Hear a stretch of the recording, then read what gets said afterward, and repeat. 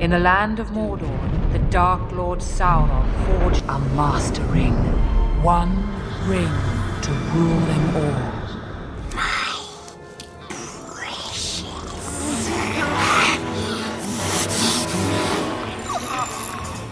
Deconstruct, demystify, unveil, unfold.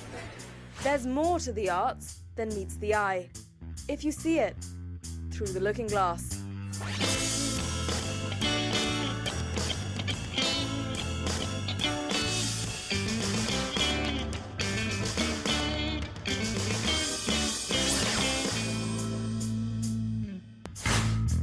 If you're a Lord of the Rings fan, then you're no stranger to rings of power. And this week on The Looking Glass, we look at jewellery that wields a different kind of power. Hello and welcome to the show, I'm Saida Akhtar. In this episode, we look at how jewellery speaks to us of more than just money, because there are a lot of other reasons that make it interesting, if not precious.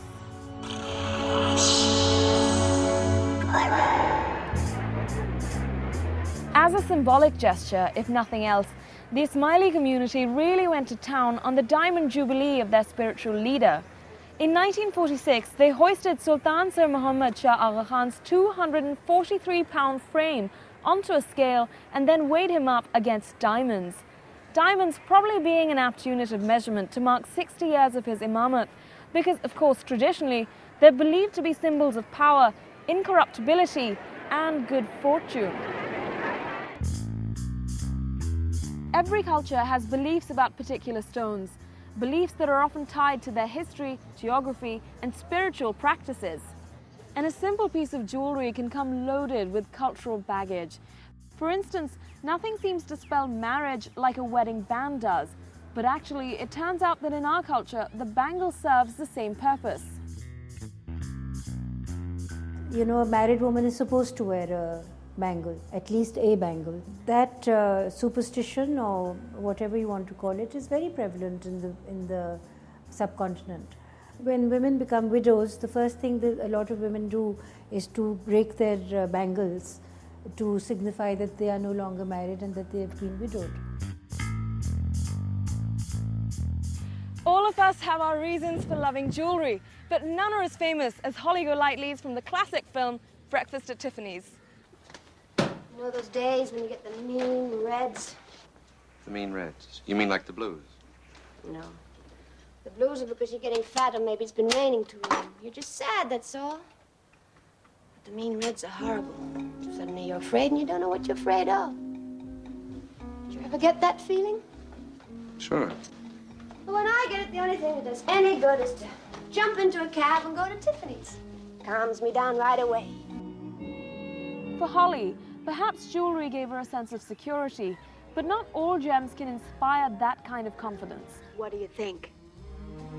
Well, They say that the Romans thought diamonds repelled poison, while the medieval English thought them poisonous. Amethysts were believed to ward off drunkenness, and pearls to bring tears to your lover. Since time immemorial, soothsayers and village healers have sold, along with gems and stones, the belief that they have magical and medicinal powers. People buy gems sometimes for their lore, okay, which is they would be wearing a firoza because some Najumi told them wear a firoza, or not wearing a sapphire because they're scared that it's going to be bad luck to them. There's a sort of a fascination with the gem lore, okay, which I think in this country is very prevalent. We mistrust sapphires. Personally, I don't wear sapphires. I've had a couple of bad experiences. If somebody brings me a sapphire to make, I don't keep it in the shop. I keep it in the workshop. It only comes in the shop when they're absolutely ready to come and pick it up. You know, the magical properties of stones and their ability to affect you health-wise or fortune-wise, that has always been there. I don't know if there's superstitions. I don't know if there's anything to it. But who am I to argue with it? I mean, you know, if you come in with a bias, you're welcome to it.